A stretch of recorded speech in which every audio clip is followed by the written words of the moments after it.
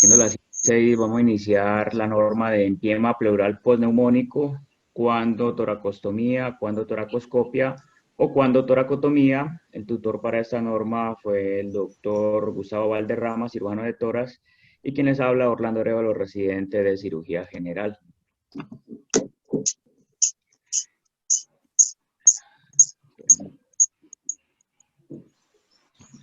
Permítame, yo silencio.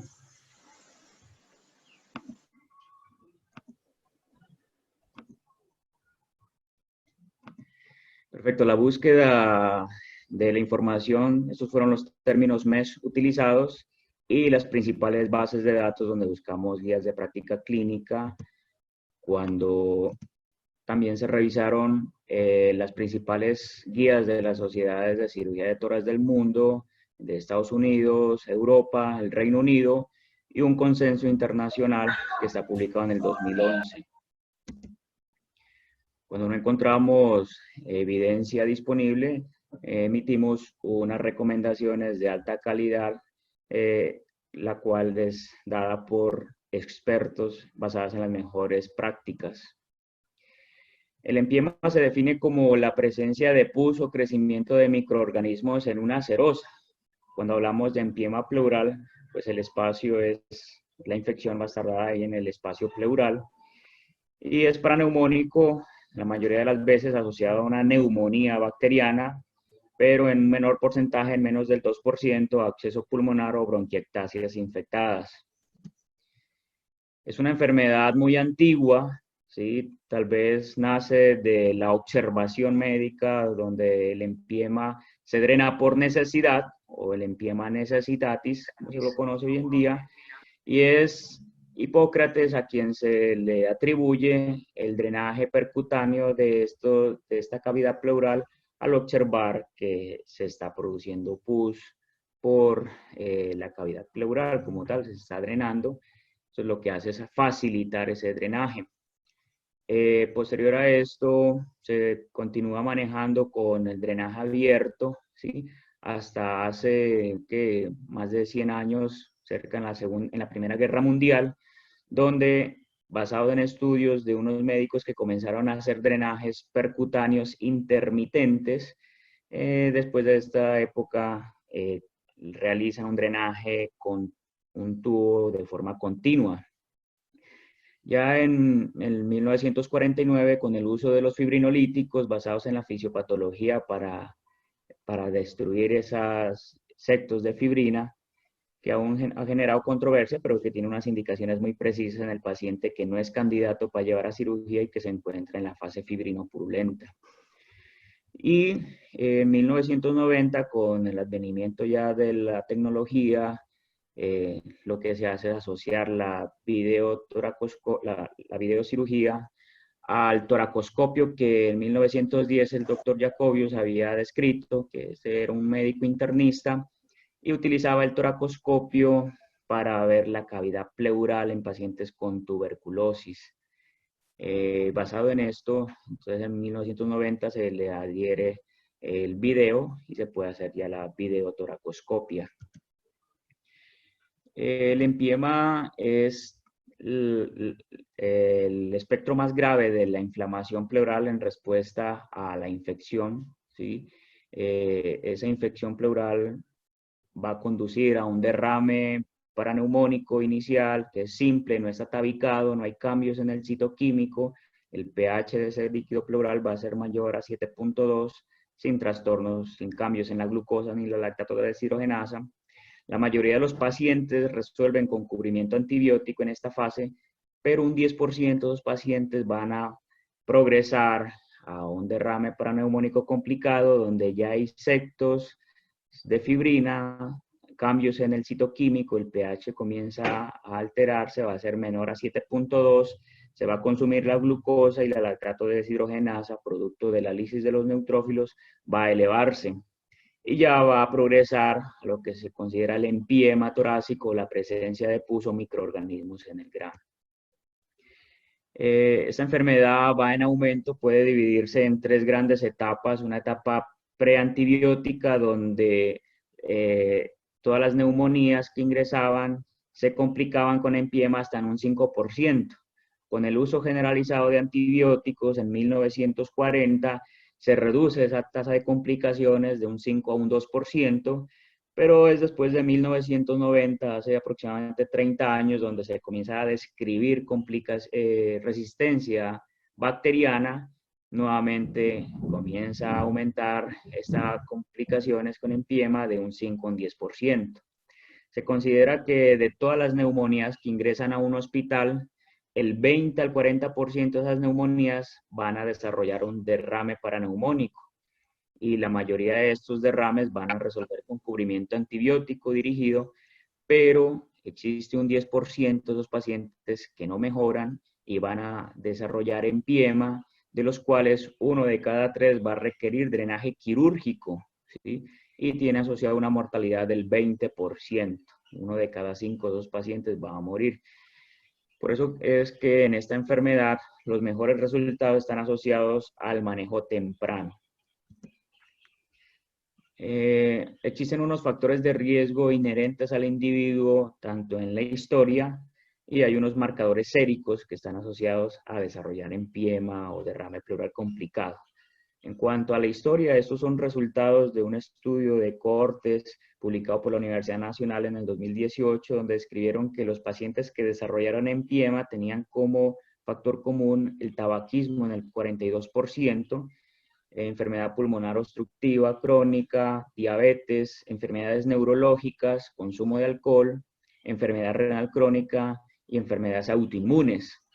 Y marcadores séricos que están asociados al desenlace de derrame pleural complicado en empiema, personas con desnutrición, con inflamación crónica, albúmina menor a 3, PCR mayor a 100, con trombocitosis o trastornos en el sodio, tenían 4 hasta 15 veces mayor riesgo de desarrollar empiema.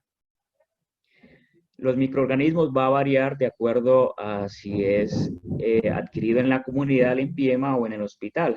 Cuando es adquirido en la comunidad, el principal germen aislado es el Streptococcus pneumoniae, seguido de los aerobios del Staphylococcus aureus meticilino sensible.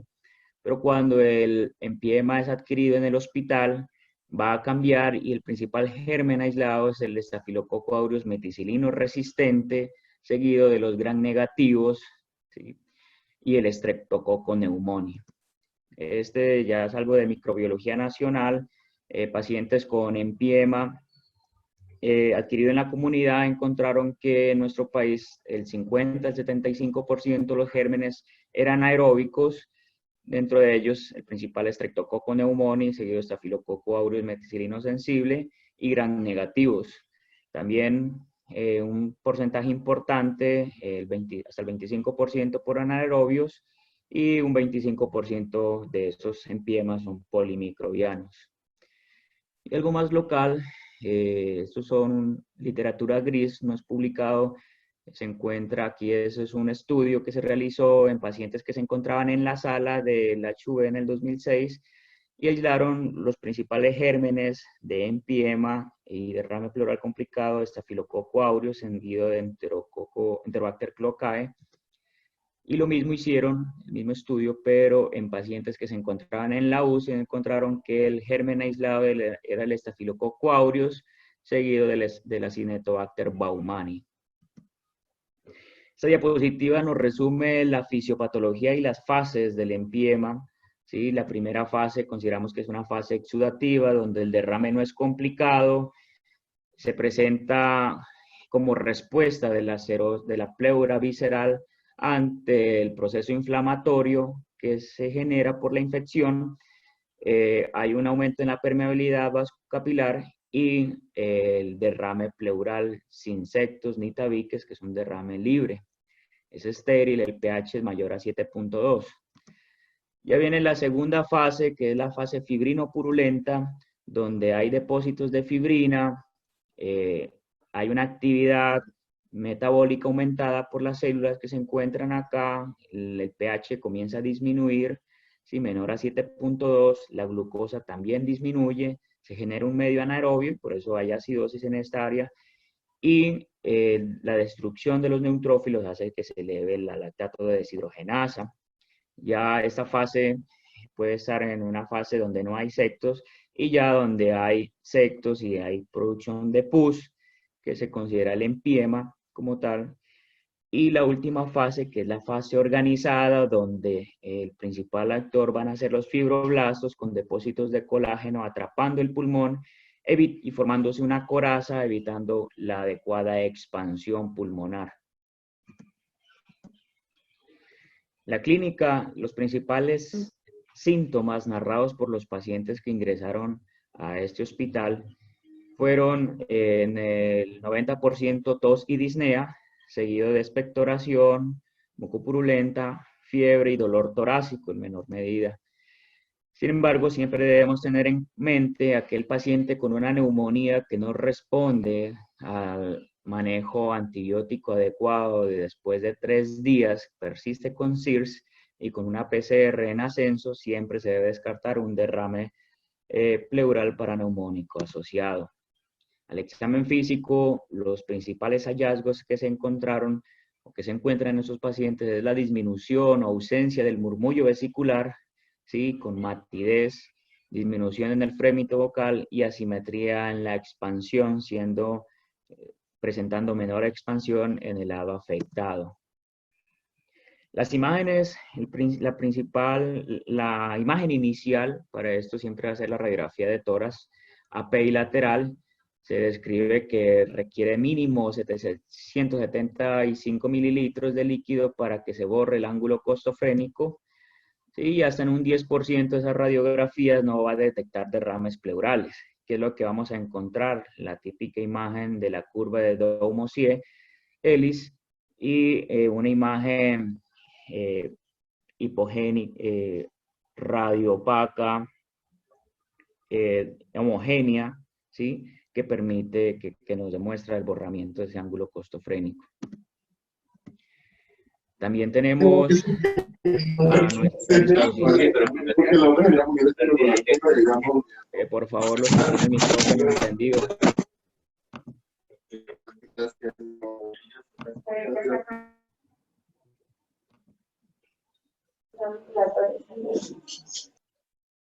Bueno, también tenemos la ecografía, que es una herramienta que se puede realizar al pie de la cama del paciente, no va a generar irradiación, permite estimar el volumen y se puede repetir las veces que sea necesario. Sin embargo, el problema es que es operador dependiente.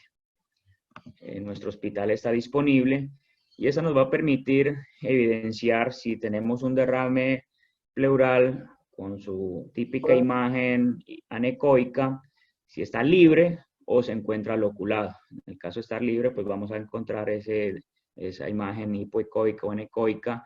Y cuando se encuentra loculado, tabicado, el típico signo de panal de abejas, que nos demostraría que ya estamos en una fase sectada. También tenemos la tomografía, tal vez el estándar de oro, nos permite ver de forma detallada la anatomía y descartar otras causas de empiema cuando no está claro el diagnóstico, descartar cáncer broncogénico oxidado o una ruptura esofágica, y lo que se va a encontrar es el típico signo de la pleura dividida que corresponde al realce, al medio de contraste de la pleura visceral y la pleura parietal. Se encuentra este signo de la pleura dividida y es altamente correlacionado con empiema. En el 68% de los pacientes está presente. La toracentesis es el paso obligado para hacer el diagnóstico como tal, confirmar el diagnóstico de empiema, y se considera un punto de buena práctica clínica dejar el drenaje pleural continuo cuando ese derrame es de volumen considerable.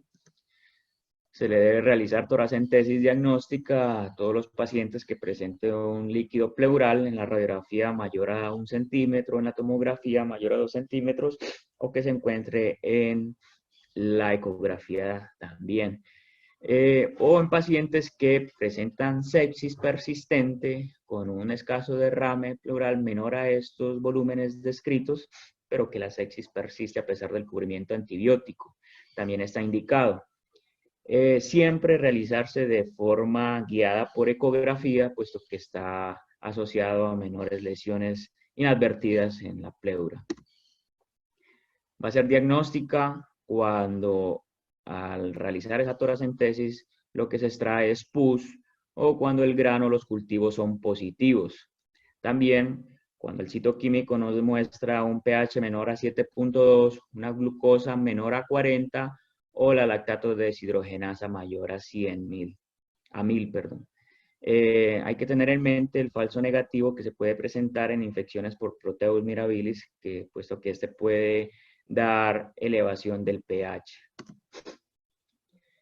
Tener en mente de que los cultivos van a ser negativos en el 50% de los casos, la tinción GRAN es negativa en el 60% de los casos, a pesar de tener la infección, solo detectan en la mitad de los casos, y los hemocultivos van a ser positivos solo en el 12% de los casos. Así que lo único que nos queda es la clínica y el examen físico y las imágenes.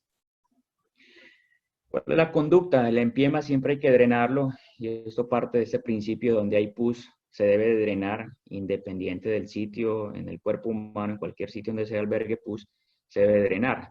En el caso del empiema va a depender de la etapa. El principal objetivo es el drenaje de esa cavidad pleural. ¿Cómo lo vamos a hacer? Existen diferentes métodos. Digamos, si la etapa está en la fase 1, se puede utilizar un dren pleural, un pigtail, un tubo de tórax. Pero si ya estamos en la fase 2 o 3, dependiendo del paciente, se debe individualizar cada caso, tenemos a nuestra mano la cirugía videoasistida, o cuando son pacientes que no candidatos a cirugía, la fibrinolisis, o si son pacientes que no toleran la ventilación monopulmonar, la toracotomía.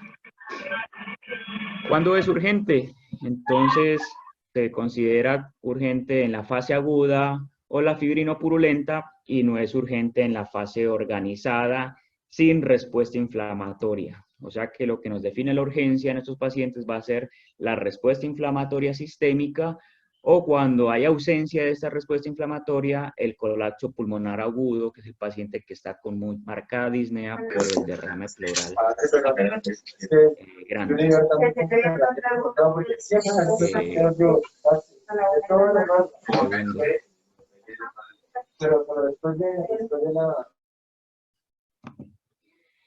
No es urgente en la fase organizada sin signos de CIRS.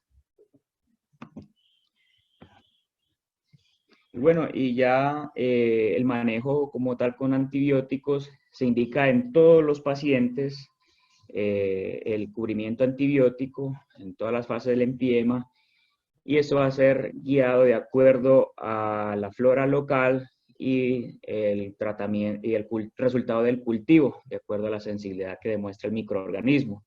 Tener en mente que si el empiema es adquirido en la comunidad, el germen a tratar principalmente va a ser el Staphylococcus aureus meticilino sensible, el Streptococcus neumónico con los anaerobios, y si es adquirido en el hospital, el germen principal a tratar sería el Staphylococcus aureus meticilino resistente, gram negativos y anaerobios.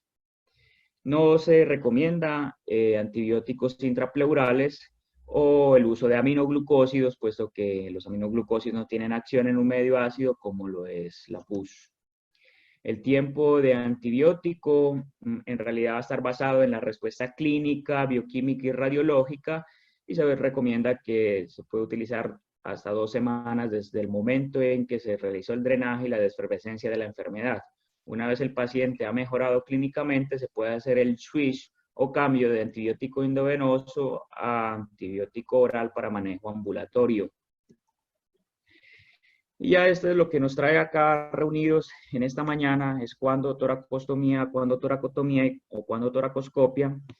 Tengo en mente que hay estudiantes en el auditorio y quiero mostrarle aquí que la toracostomía existen dos, cerrada o abierta. La cerrada, la que hacemos con el tubo de tórax, ¿sí?, en el quinto espacio intercostal, pero también existe la que se realiza guiada por ecografía con un catéter pigtail de 10 o 12 French y que se conectan a un equipo de Pleurovac, ¿sí?, y se deja conectado ahí. También sirve como toracostomía. O la abierta, en casos seleccionados donde el paciente no se puede llevar, en el que los otros métodos de la toracostomía cerrada ha fallado y que no se puede llevar a cirugía, lo que se hace es dejar un espacio para comunicar con el exterior esa cavidad pleural y poder estar realizando lavados continuos y disminuyendo esa carga bacteriana que se encuentra en este espacio. En este estudio, lo que tratan de definir es que los pacientes que se encuentran con empiema, con derrame pleural complicado, ¿sí?, que no están en empiema, en quienes requieren tubo de tórax, porque está claramente escrito que los pacientes con pus, o sea, con empiema, van a requerir un tubo de tórax. Pero en los que no tienen pus aún, pero que tienen un derrame pleural complicado, en cuáles se van a necesitar tubo de tórax. Encontraron que los pacientes que presentaban pH menor a 7.2, glucosa menor a 40 o una lactato de deshidrogenasa mayor a 1000, requirieron tubo de tórax 3 a 5 veces más que el grupo que no presentaba estas características, el citoquímico. Por eso existen estas indicaciones universales de drenaje pleural emitidas por las diferentes sociedades, donde describen que los derrames francamente purulentos, turbios o grumosos van a requerir un drenaje pleural.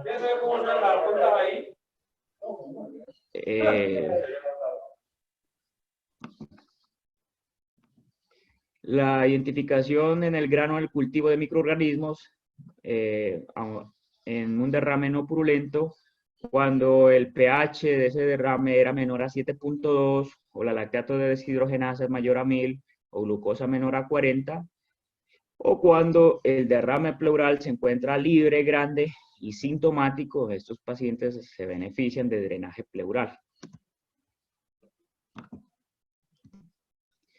El tipo de drenaje aún no hay un consenso sobre el tamaño. Al parecer el tamaño no importa.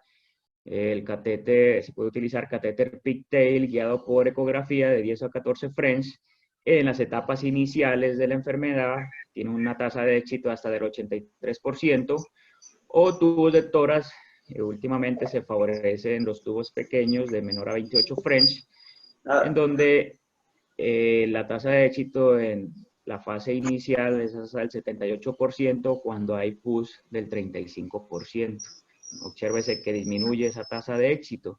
La succión aún no tiene un papel claramente definido en la enfermedad. Sin embargo, como punto de buena práctica clínica se indica.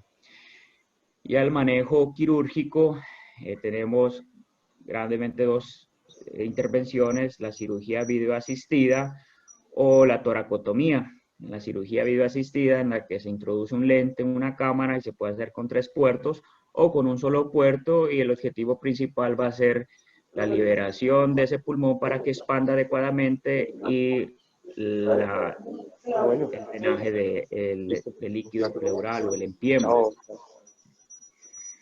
La otra intervención es la toracotomía, en la que se hace una cirugía, una toracotomía posterolateral, se abre la cavidad pleural y se va a drenar el pus o la coraza, se va a hacer la decorticación de ese espacio pleural. Está claro que el empiema es una enfermedad quirúrgica, pero el paciente no siempre lo es. Por eso se debe de individualizar cada caso, identificar unos factores asociados al paciente, las comorbilidades, el estado nutricional, el performance status y el estado de fragilidad del paciente. El tratamiento como tal parte de esa valoración individualizada, y la cirugía videoasistida es el manejo ideal en el empiema en la fase 2, ¿sí? Esto tiene una recomendación 1A, o en pacientes en quienes, a pesar del manejo antibiótico y con drenaje pleural, persisten en sepsis, también se indica llevar a cirugía videoasistida. El principal objetivo, la evacuación del empiema y la expansión pulmonar. Esto se logra con la cirugía videoasistida hasta en el 85% de los casos, se resuelve el problema. Tiene una tasa de mortalidad baja, menor al 3%, y la tasa de conversión, que va a variar de acuerdo a la experiencia del cirujano, del 10 al 20%. ¿En quién está contraindicada la cirugía? Cuando no hay posibilidad, cuando hay imposibilidad de ventilación monopulmonar, puesto que el paciente va a requerir para una adecuada observación en el campo quirúrgico, en el espacio pleural, que se tenga una ventilación monopulmonar, ¿sí? O cuando el paciente presenta coagulopatía severa y que por este abordaje quirúrgico no lo vamos a lograr controlar. Entonces, la cirugía videoasistida se indica como abordaje de primera línea en todos los pacientes con empiema en la fase 2 y en etapas avanzadas. Siempre se debe intentar en todos los casos, ¿sí? Y va a depender como tal el abordaje quirúrgico de la elección del cirujano. En este estudio lo que hacen es comparar diferentes intervenciones en pacientes con empiema fibrino purulento. En este caso, comparan la cirugía videoasistida con el drenaje con tubo de tórax y encuentran que la cirugía videoasistida tiene una tasa de éxito del tratamiento del 91% comparado con el tubo de tórax que fue del 44%. Lo mismo, la duración del tubo torácico fue menor en la cirugía videoasistida y menor estancia hospitalaria cuando se llevó tempranamente a cirugía videoasistida que al grupo que se dejó con tubo de tórax. Cuando comparan el mismo grupo de pacientes y lo llevan a cirugía videoasistida con toracotomía, encuentran que la estancia hospitalaria posoperatoria fue menor en la cirugía videoasistida y la estancia hospitalaria total también fue menor en la cirugía videoasistida. Por eso en este estudio consideran que la cirugía videoasistida está asociada a menor dolor posoperatorio y presenta menores complicaciones como atelectasias, menor fuga de aire prolongada, menor sepsis y menor mortalidad a 30 días. Cuando compararon empiema, ya no en la fase fibrino-purulenta, sino en esos pacientes que ya están pasando a la fase organizada, ¿sí? En estadio mixto, comparan la cirugía videoasistida con la toracotomía, encuentran que la estancia hospitalaria posoperatoria fue menor con la cirugía videoasistida, al igual que la estancia total, menor dolor posoperatorio, menor fuga de aire, menor ausentismo laboral y la tasa de reintervención y la mortalidad no hubo diferencias significativas entre estas dos intervenciones. En este otro estudio publicado en el 2017, lo que se preguntan es cuál es el mejor abordaje quirúrgico para esos empiemas en la fase 2 y fase 3. Parten con 5 estudios observacionales, casi 1000 pacientes, a los cuales a 608 los llevan a cirugía videoasistida y a 310 a toracotomía, en los que encuentran que la estancia hospitalaria, posoperatoria y la duración del tubo torácico fue menor en el paciente que se llevó a cirugía videoasistida y la fuga de aire prolongada, la morbilidad y la mortalidad fue menor en la cirugía videoasistida. En cuanto a la tasa de reintervención, no hubo diferencias estadísticas significativas entre las dos intervenciones. Se considera que posiblemente las implicaciones de la cirugía videoasistida requiera mayor tiempo quirúrgico, tal vez un mayor costo con respecto a la toracotomía, una curva de aprendizaje más pronunciada por parte del cirujano, ¿sí? Que de pronto va a requerir un procedimiento adicional. En cuanto al uso de fibrinolíticos basados en la fisiopatología del empiema en la fase fibrino-purulenta, surge en este manejo con el fin de liberar o hacer lisis de esos sectos de fibrina, ¿sí? Y lo hacen con estos dos medicamentos, principalmente la streptokinasa en nuestro medio, 250.000 unidades cada 12 horas por 3 días. Se ha encontrado que mejora la tasa del drenaje y cuando se asocia a un activador de plasminógeno tisular a una DNasa, mejora el drenaje y reduce la necesidad de la cirugía y estancia hospitalaria. Sin embargo, no se recomiendan de rutina. Sí, se recomiendan y la indicación hoy en día es ante derrames multiloculados en pacientes que no son candidatos a cirugía por sus comorbilidades. Entonces, las diferentes recomendaciones, las diferentes guías es que no se deben usar de forma rutinaria y está indicada en pacientes que no son aptos para intervención quirúrgica y ventilación monopulmonar. Estos son diferentes ensayos controlados aleatorizados publicados desde el 2000, en los que Existen dos. El MIS-1 utilizaron estreptoquinasa, encontraron que aumentó el drenaje del líquido pleural, y en el MIX-2 lo que se encontró es que cuando se asoció el alteplasa a una DNasa, aparte de aumentar el drenaje pleural, redujo en el 75% la necesidad de intervención quirúrgica a 3 meses, y la duración de estancia hospitalaria disminuyó de 6 a 7 días. En este estudio publicado en el 2019 por Cochrane, lo que tratan de resolver la pregunta es que si al agregar fibrinolítico al tratamiento conservador estándar del drenaje torácico más antibiótico, mejoran en esos derrames paraneumónicos complicados en empiema. Entonces, encuentran dos ensayos controlados y aleatorizados en los cuales 10 estudios, aparte del drenaje torácico y antibiótico, le agregaron fibrinolítico comparado con el paciente que no se le agregó fibrinolítico. En un estudio estreptoquinasa con uroquinasa y en otro estudio alteplasa con uroquinasa, que encontraron que no hubo diferencias en cuanto a la mortalidad general. ¿Sí? Agregarle fibrinolítico o no agregarle fibrinolítico, no existen diferencias significativas. Sin embargo, se encontró que al grupo que se manejó con antibiótico y drenaje torácico más fibrinolítico, redujo la intervención quirúrgica en el 12% y estuvo asociado a una disminución en el fracaso del tratamiento general en el 21%. O sea que en este grupo le fue mejor al grupo que se utilizó fibrinolíticos.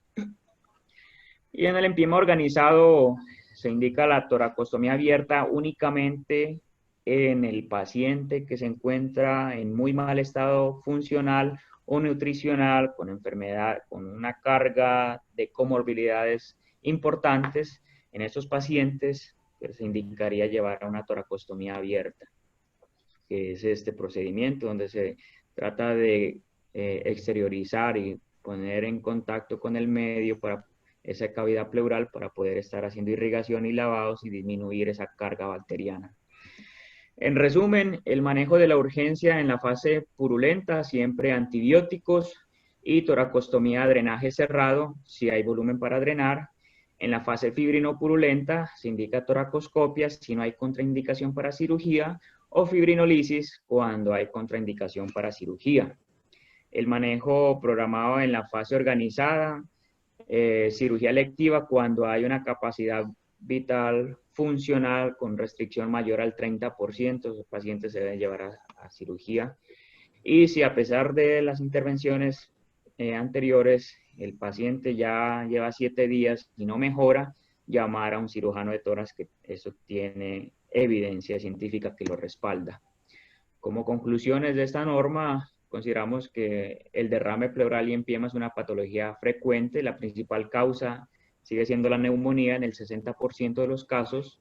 Aún representa una alta morbimortalidad, y los pacientes con empiema en estadio 1 se indica el drenaje torácico. Cuando están en estadio 2 y que son candidatos a cirugía, iniciar con cirugía videoasistida, y cuando no son candidatos a cirugía, se indican los fibrinolíticos más la toracostomía. Y en estadio 3, siempre comenzar con cirugía videoasistida y de acuerdo a si se puede lograr el objetivo, que es la aspiración de ese contenido pleural y la expansión pulmonar. Si no se logra por cirugía videoasistida, pasar a la decorticación abierta. Como importante es la pesquisa y el manejo precoz, son fundamental en esta enfermedad. Este es el algoritmo que dejamos. Entonces tenemos el paciente con sospecha de empiema por examen físico, historia clínica y hallazgos imagenológicos. Los pacientes realizarle una ecografía torácica, ¿sí? Y con esta la toracentesis diagnóstica e inicio de tratamiento antibiótico empírico. Es eso que vamos a extraer, esa toracentesis, mandamos a estudiar ese líquido y vamos a definir si estamos ante un empiema o no. De igual manera, esta ecografía nos va a permitir definir si ese empiema o el derrame se encuentra libre, sin septos, o está loculado, tabicado.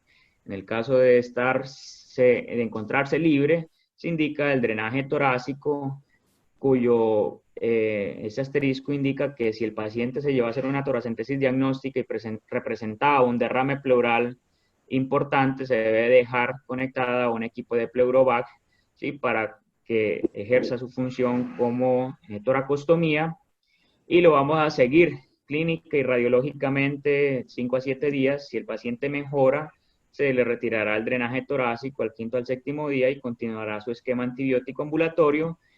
Y si no mejora, entonces tenemos que definir una alternativa quirúrgica. Y ya vamos a este otro extremo del algoritmo, donde encontramos el paciente con empiema pleural tabicado y vamos a definir si es candidato o no a cirugía. Si no es candidato a cirugía porque se encuentra en muy mal estado funcional, crónico, desnutrido, paciente que no va a tolerar la cirugía, entonces lo que se indica es un drenaje torácico dirigido por ecografía más fibrinolisis.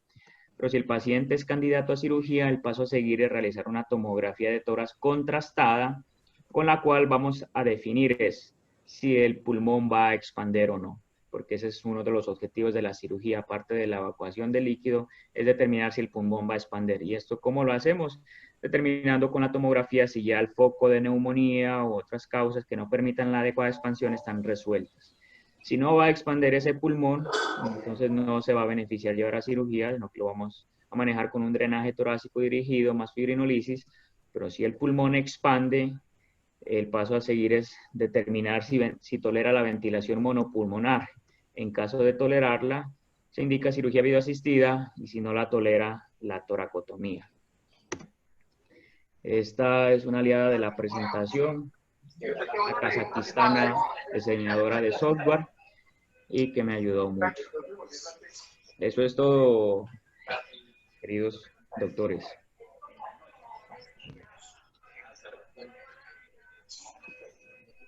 Abro espacio a la discusión.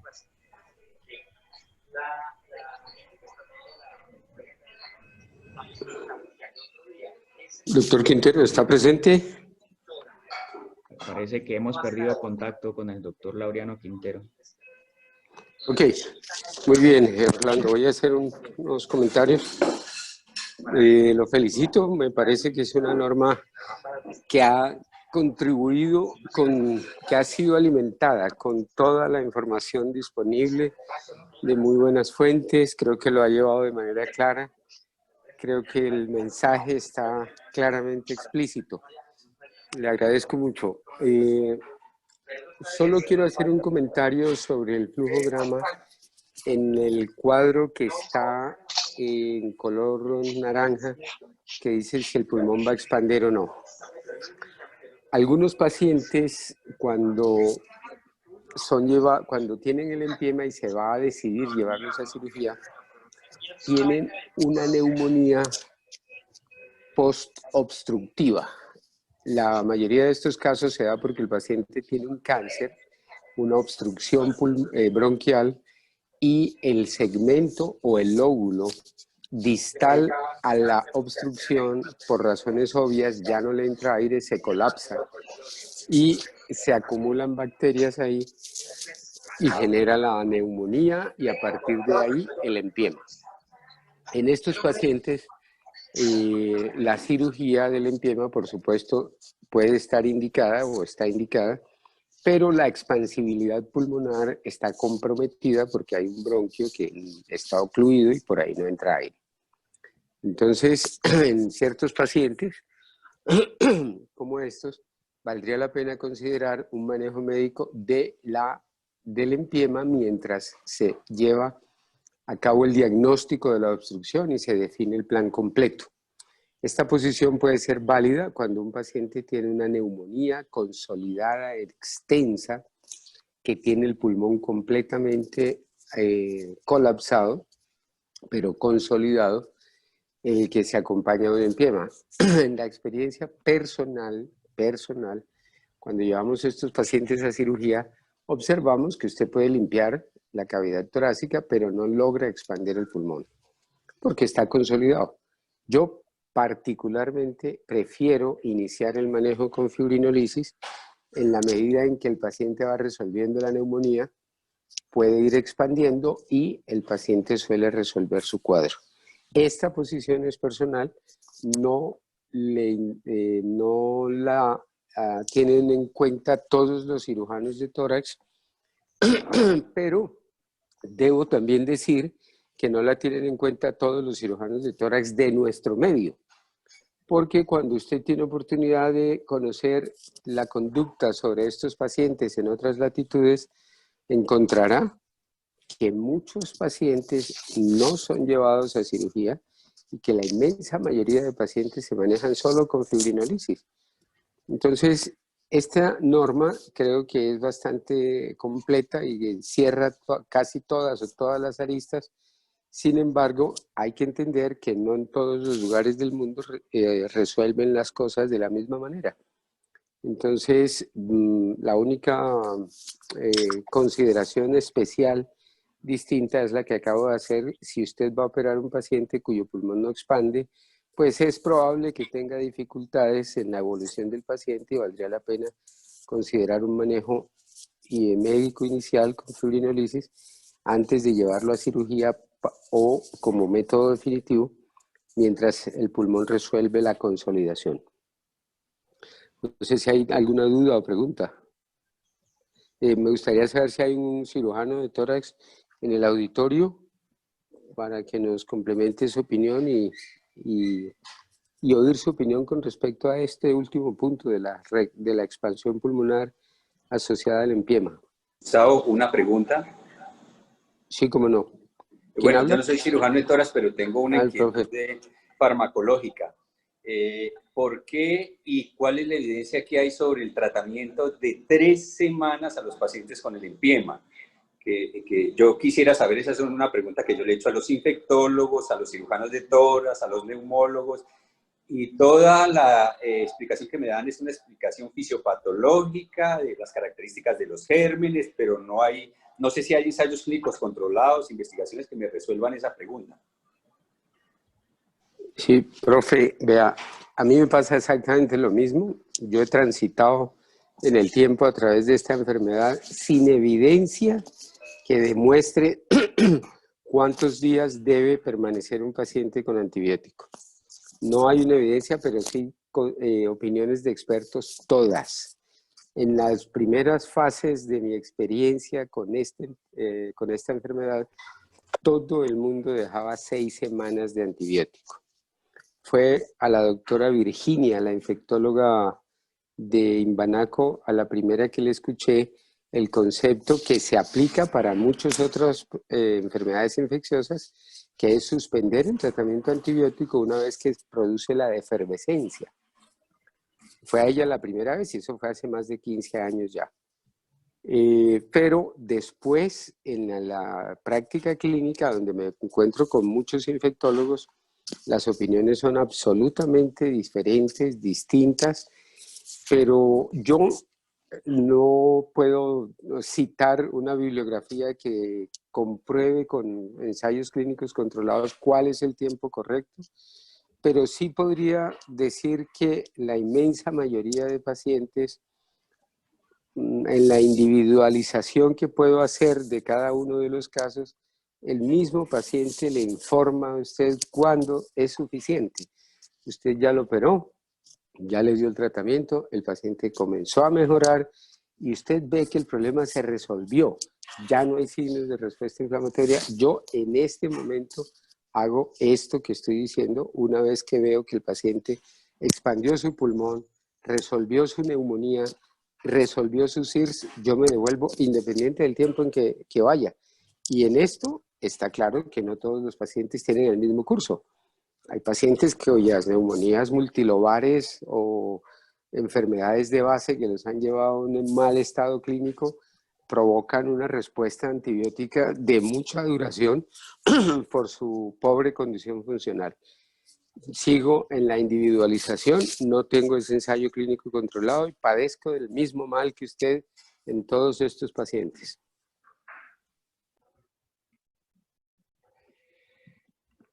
Doctor Valderrama, existe una pregunta aquí en el chat. Dice, el paciente con fase organizada, cuánto tiempo esperar para hacer la cirugía y con qué criterios clínicos y de imágenes tomar la decisión. Este caso que están preguntando, afortunadamente es cada vez menos frecuente.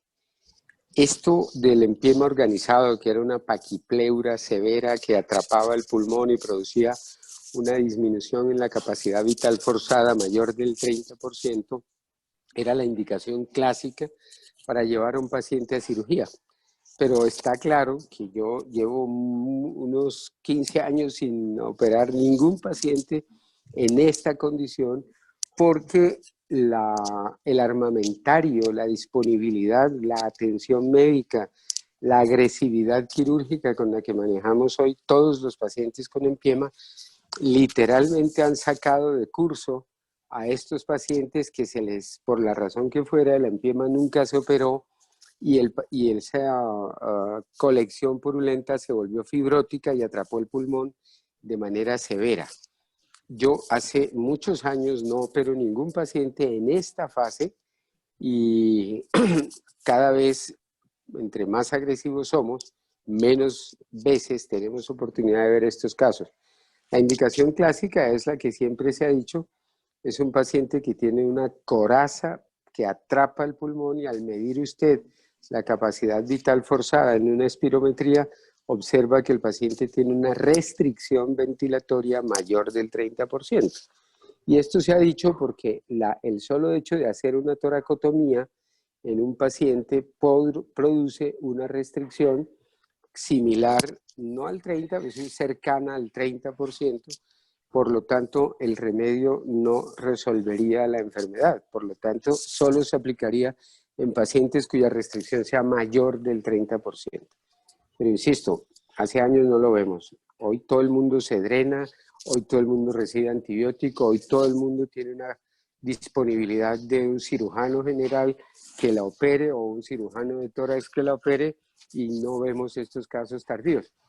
Hay un paciente reciente que estaba muy enfermo con una lista interminable de enfermedades que limitó el acceso quirúrgico y se decidió dejar con un catéter de drenaje por largo tiempo mientras se recuperaba de todos sus males con la expectativa de que al final llegara a un plan de estos, pero ese paciente en el transcurso de su tratamiento resolvió su problema y no llegó a una paquipleura. Yo creería que ese sería el caso más probable para que sea un paciente que se le deje el empiema por largo tiempo.